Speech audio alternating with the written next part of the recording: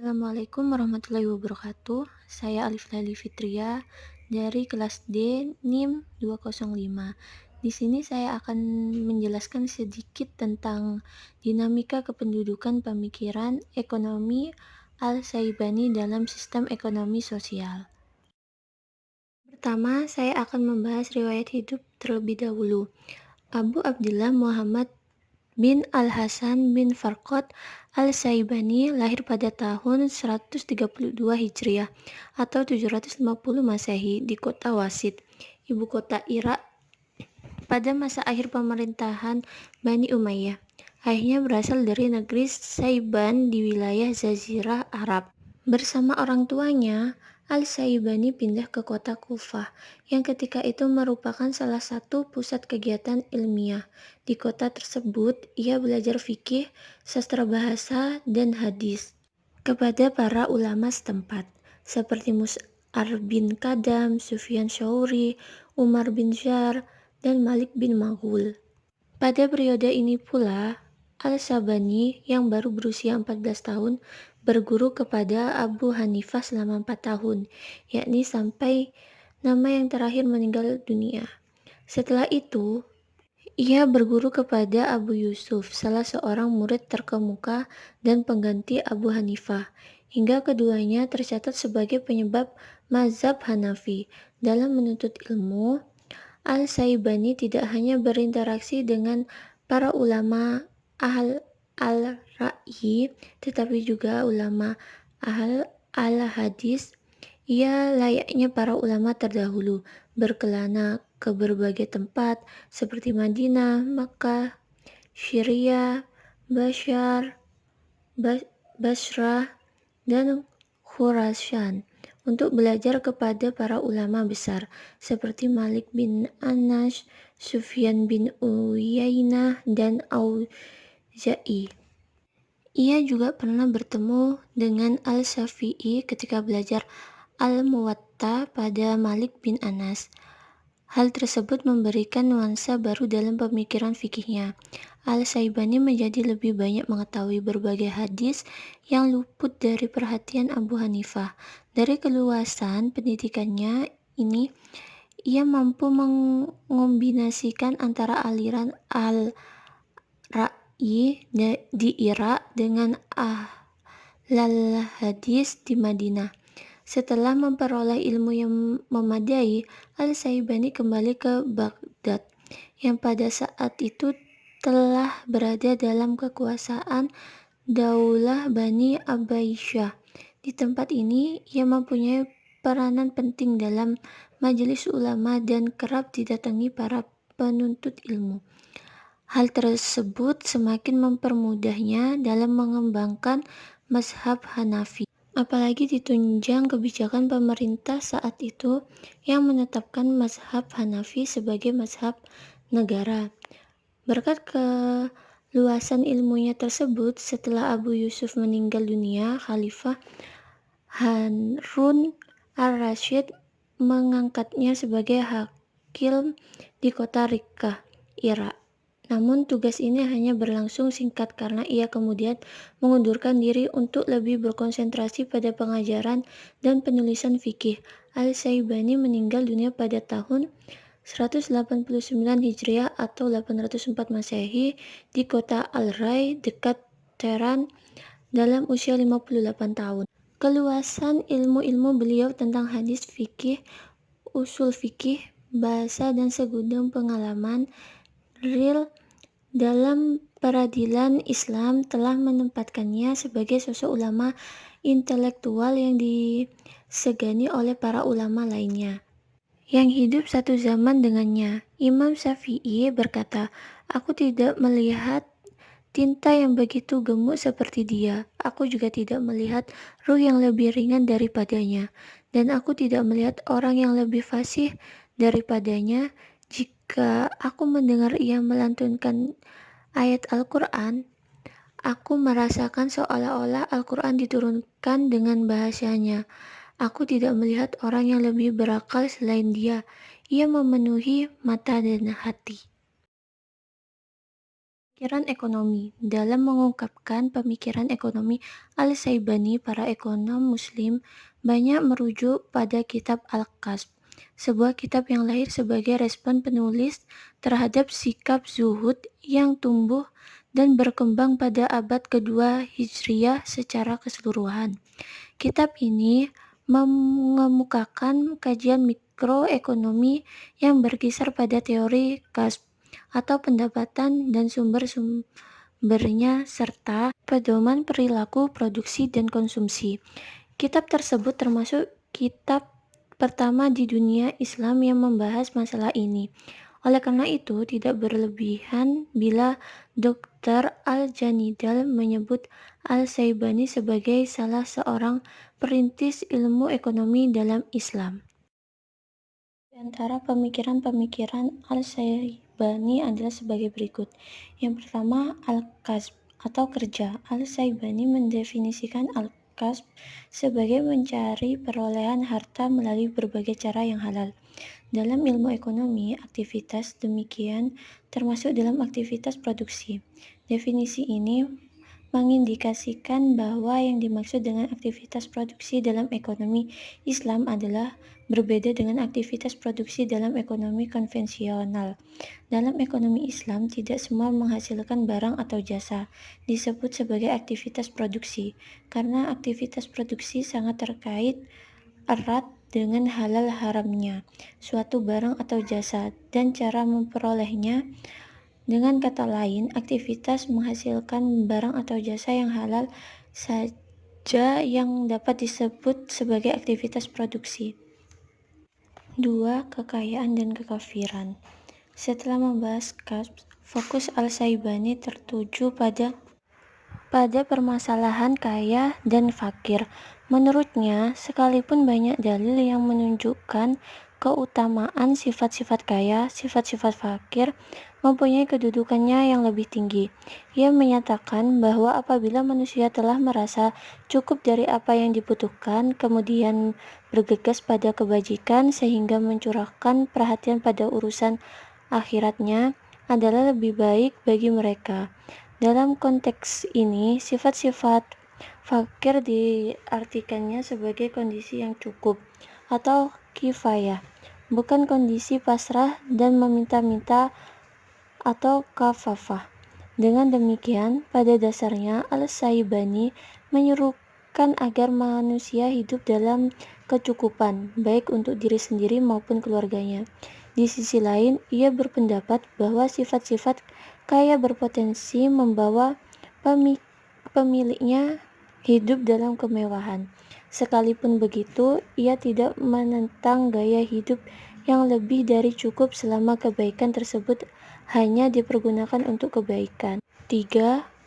Klasifikasi usaha-usaha perekonomian. Menurut Al-Syaibani, usaha-usaha perekonomian terbagi atas 4 macam, yaitu sewa-menyewa, perdagangan, pertanian, dan perindustrian. Sedangkan para ekonom kontemporer membagi menjadi 3, yaitu pertanian, perindustrian, dan jasa. Jika ditelaah lebih dalam, usaha jasa meliputi usaha perdagangan. Di antara keempat usaha perekonomian tersebut, Al-Syaibani lebih mengutamakan pertanian daripada usaha yang lain. Menurutnya, pertanian memproduksi berbagai kebutuhan dasar manusia yang sangat menunjang dalam melaksanakan berbagai kewajibannya. Dari segi hukum, Al-Syaibani membagi usaha-usaha perekonomian menjadi 2, yaitu fardu kifayah dan fardu ain.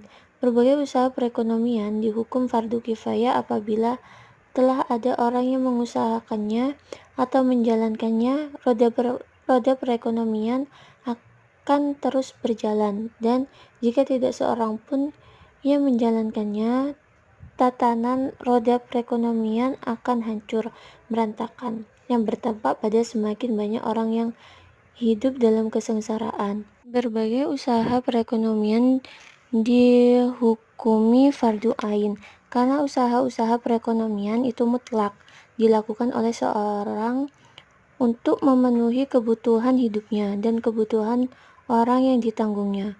Bila tidak dilakukan, usaha-usaha perekonomian, kebutuhan dirinya tidak akan terpenuhi. Begitu pula orang yang ditanggungnya, sehingga akan menimbulkan kebinasaan bagi dirinya dan tanggungan. 4. Kebutuhan-kebutuhan ekonomi. Al-Syaibani menyatakan bahwa sesungguhnya Allah menciptakan anak-anak Adam sebagai suatu ciptaan yang tubuhnya tidak akan berdiri kecuali dengan 4 perkara, yaitu makan, minum, pakaian, dan tempat tinggal.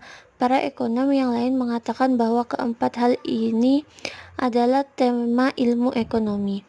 Jika keempat hal tersebut tidak pernah diusahakan untuk dipenuhi, ia akan masuk neraka karena manusia tidak akan dapat hidup tanpa keempat hal tersebut. 5. Spesialisasi dan distribusi pekerjaan. Al-Syaibani menyatakan bahwa manusia dalam hidupnya selalu membutuhkan yang lain.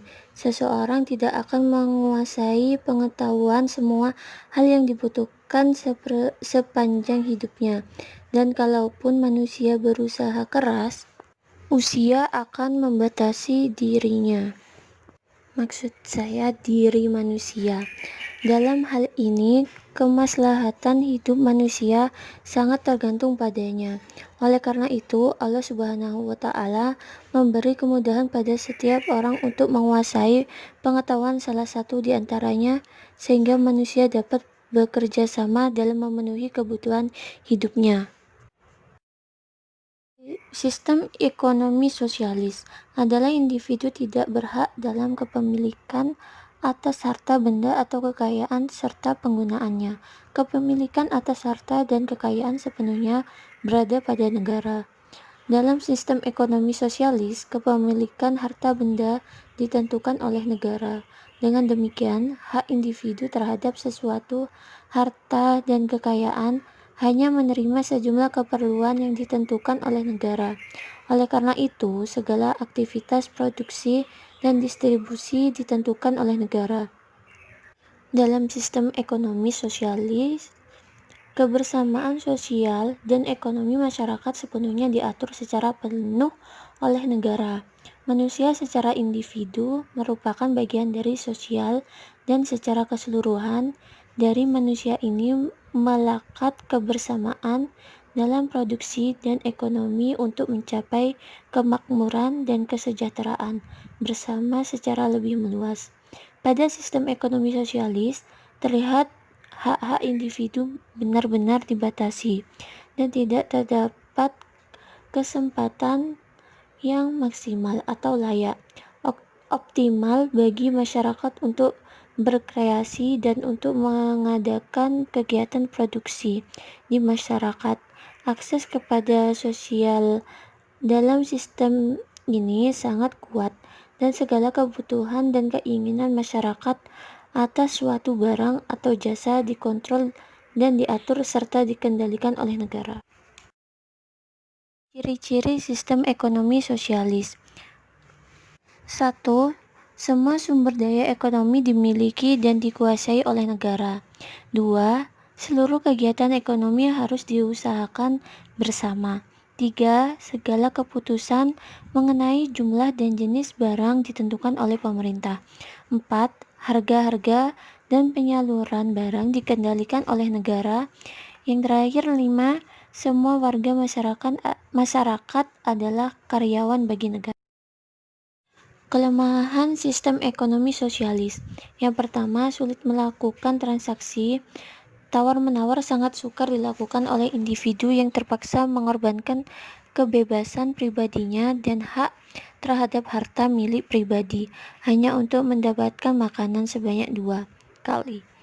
Jual beli sangat terbatas. Demikian pula masalah harga juga ditentukan oleh pemerintah. Oleh karena itu, stabilitas perekonomian negara sosialis lebih disebabkan tingkat harga ditentukan oleh negara, bukan ditentukan oleh mekanisme pasar. Yang kedua, membatasi kebebasan. Sistem tersebut menolak sepenuhnya sifat mementingkan diri sendiri, kewibawaan individu yang menghambatnya dalam memperoleh kebebasan berpikir serta bertindak menunjukkan secara tidak langsung sistem ini terikat kepada sistem ekonomi diktator. Buruh dijadikan budak masyarakat yang memaksanya bekerja seperti mesin. Yang terakhir, mengabaikan pendidikan moral. Dalam sistem ini, semua kegiatan diambil alih untuk mencapai tujuan ekonomi, sementara pendidikan moral individu diabaikan. Dengan demikian, apabila pencapaian kepuasan kebendaan menjadi tujuan utama dan nilai-nilai moral tidak diperhatikan lagi. Kelebihan sistem ekonomi sosialis. Pertama, disediakannya kebutuhan pokok. Setiap warga negara disediakan kebutuhan pokoknya, termasuk makanan dan minuman, pakaian, rumah, kemudian fasilitas kesehatan, serta tempat dan lain-lain. Setiap individu mendapatkan pekerjaan dan orang yang lemah serta orang yang cacat fisik dan mental berada dalam pengawasan negara. Yang kedua, didasarkan perencanaan negara. Semua pekerjaan dilaksanakan berdasarkan perencanaan negara yang sempurna di antara produksi dengan penggunaannya. Dengan demikian, masalah kelebihan dan kekurangan dalam produksi seperti yang berlaku dalam sistem ekonomi kapitalis tidak akan terjadi. Yang terakhir, produksi dikelola oleh negara. Semua benda produksi dimiliki dan dikelola oleh negara, sedangkan keuntungan yang diperoleh akan digunakan untuk kepentingan negara. Sekian penjelasan dari saya, kurang lebihnya minta maaf jika ada kesalahan. Terima kasih untuk kalian yang udah mendengarkan penjelasan saya. Wassalamualaikum warahmatullahi wabarakatuh.